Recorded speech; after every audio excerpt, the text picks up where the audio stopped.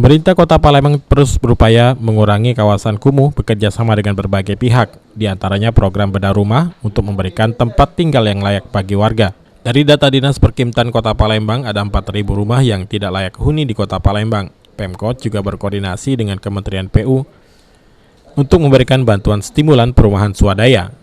Bantuan bedah rumah ini merupakan program kerjasama dengan DPD RI Sumsel, Dinas Perumahan Rakyat, Pemukiman dan Pertamanan Kota Palembang, serta pemerintah Kota Palembang. Berkisar 4.000 lebih. 4.000 lebih, Pak? Ya, 4.000 lebih.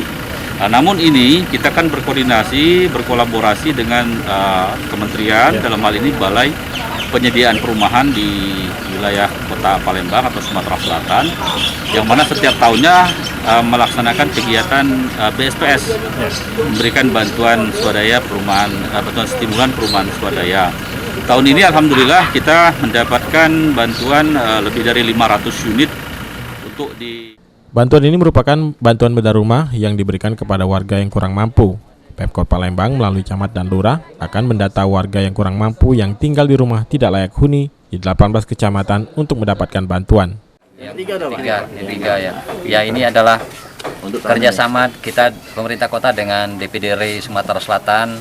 Dalam hal ini diinisiasi juga oleh Perkimtan.